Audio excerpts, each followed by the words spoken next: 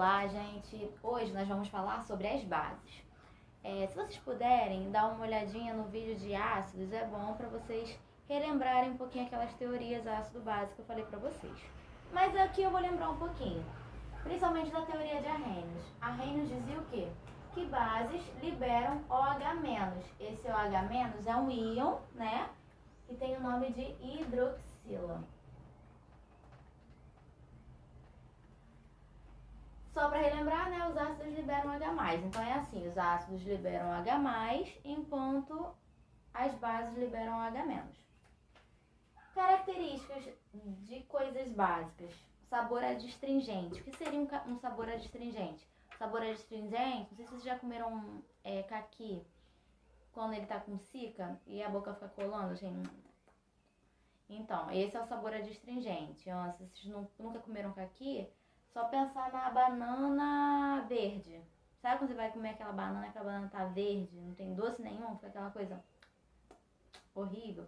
Esse é o sabor adstringente, que é uma característica de substâncias básicas. No nosso dia a dia, as coisas mais básicas que a gente vai encontrar são os produtos de limpeza. Alvejantes, sabão, tudo de produtos de limpeza são sempre básicos. Uma coisa também que é básica, o nosso sangue. Nosso sangue é básico. Outra característica, né, envolvida é a força. As bases que são fortes são aquelas que são formadas por elementos da família 1A e 2A. Exemplo aqui, NaOH, sódio da família 1A. Então, NaOH é uma base forte. KOH, potássio da família 1A também é uma base forte. KOH2, cálcio da família 2A, então é uma base forte. A única exceção vai ser a base que contém o berílio e o magnésio. Então, a gente vai ver, além das características, vamos falar também um pouquinho da comparação de ácido com base mais à frente. Falando um pouquinho de solubilidade em água, é muito tranquilo também. Todas as bases com metal alcalino, ou seja, NaOH, KOH, qualquer elemento que compõe a base, sendo ali da família 1A, vai ser solúvel em água, muito bem solúvel. E essa base aqui que tem o amônio. Esse íon aqui, ó, é o NH4+, que a gente chama de íon amônio. Ao longo do estudo de vocês com química, vocês vão ver também o íon, o NH3. Aí essa substância aqui é chamada de amônia. Tá? Esse aqui é o íon amônio. Porque o que acontece? Tanto os ácidos como as bases, né? Elas vão ter... a base vai dissociar. Eu falei isso pra vocês lá no vídeo de ácidos, quando eu comecei a falar de teoria ácido-base. Então, quando eu tiver aqui, ó, uma base NH4OH, ela vai se dissociar em NH4 mais OH-. Então, vai ser o íon amônio, que é um cátion, e o íon OH-, que é um ânion, tá? Só um detalhezinho. Então, fora as solúveis, nós temos parcialmente solúveis, que são essas duas, que é a base que contém o berílio e a base que contém o magnésio. Para todas as outras, elas são insolúveis em água, tá? Então, vamos falar um pouquinho sobre nomenclatura. Vamos pensar na nomenclatura das bases. É muito mais tranquila do que a nomenclatura dos ácidos. Por quê? Ó, vai ser dividido em dois. As bases formadas por cátion com NOx fixo, e depois a gente vai ver as bases formadas por cátion com NOx variável. Então, vamos ver aqui, ó. Vai ser simplesmente hidróxido de e o nome do metal. Quando a gente viu lá o número de oxidação e vimos as regras para número de oxidação, que a gente viu que os metais da família 1A, da família 2A e o alumínio, o zinco e o cádmio tem NOx fixo. família 1A, todos os metais da família 1A tem inox mais 1, todos da família 2A tem inox mais 2, o alumínio tem inox mais 3 e o zinco e o cádmio tem inox mais 2. Eles são fixos, assim como a prata também, que é fixa no inox mais 1. Então, todos os hidróxidos formados por esses cátions que tem o inox fixo, vai ter simplesmente o nome hidróxido de e o nome do metal, como eu coloquei aqui, ó. Aqui NaOH, hidróxido de sódio. Aqui, ó, hidróxido de cálcio. Aqui, ó, hidróxido de alumínio. Aqui, hidróxido de zinco.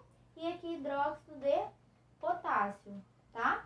Ah, Thaís, por que alguns têm uma hidroxila, outros têm 2, outros têm 3? Aí fiquem atentos, ó. É simplesmente por conta da carga. A gente não viu que numa substância a conservação das cargas, eu preciso da neutralidade das cargas, né? Tem a conservação dessas cargas. Então aqui, ó, o sódio é da família 1A, então ele é mais 1. A hidroxila é menos 1, mais 1, menos 1, ok. O cálcio é da família 2A, ele é inox mais 2. A hidroxila é menos 1. Então eu preciso ter duas hidroxilas para ficar menos 2 com mais 2. Mesma coisa aqui, ó. O alumínio é da família 3A, ou seja, ele tem inox mais 3. A hidroxila, como tem inox menos 1, eu vou precisar de 3 hidroxilas para balancear, ficar mais 3 e menos 3. Mesma coisa aqui, ó. ZnOH2, o zinco é mais 2. Logo, vou ter que ter 2 hidroxilas para compensar. E o potássio, que é da família 1A, já é mais 1, só precisa de uma hidroxila para ficar menos 1, mais com menos, ok? Aí, no caso das bases formadas por cátion com NOx variável, a gente vai ter que fazer o seguinte: hidróxido de o nome do metal, porém a gente vai ter que botar o NOx em números romanos. Ou chamar de oso e ico, oso menor NOx e ico maior NOx. Vou explicar. Ó, vamos aqui. Se vocês forem olhar lá nas regrinhas do número de oxidação, né, do NOx, a gente vai ver que cobre, ele só vai ter na natureza NOx mais 1 ou mais 2. Se ele pode ter o NOx mais 1 ou mais 2, ele vai formar hidróxidos, ele pode formar 2 hidróxidos diferentes. Um que ele tenha a carga mais 1 e um que ele tenha a carga mais 2, correto? Então ele pode formar o CuOH e o CuOH2. Então, ó, o nome eu vou ter que dar hidróxido de cobre 1, porque o NOx desse aqui é mais 1. E nesse de baixo vai ter que ser hidróxido de cobre 2, porque o NOx aqui é mais 2. Ou eu posso chamar de hidróxido cuproso, esse que é o menor NOx, que é o mais 1, né? Ou hidróxido cúprico. Ah, professora, por que não é cobroso e cobrico? Não, por quê? Porque esse prefixo vem do latim. Lembra que a gente já viu que tudo vem do latim? Na tabela periódica. Então, o cobre é cuprium. Aí, por isso, cuproso e cúprico. Tá? Não esqueçam. Aí, aqui, ó, outro exemplo. Se vocês olharem lá na regrinha, vocês vão ver que o ferro, ele pode ter NOx mais 2 ou mais 3. Então, ele pode ter 2 hidróxidos diferentes. O hidróxido com ferro mais 2 ou o hidróxido de ferro mais 3. Então, ó, aqui, ó, esse que o NOx é mais 2, vai ser o hidróxido de ferro 2. Ou esse aqui, que o NOx é mais 3, vai ser hidróxido de ferro 3, tá? Em número romano. Ou a gente pode chamar de hidróxido ferroso, esse que é o menor NOx, ou hidróxido férrico, esse que é o maior NOx. Então é sempre assim, você pode nomear colocando em números romanos o número desse NOx desse metal, ou chamar de oso o menor e ico o maior, tá?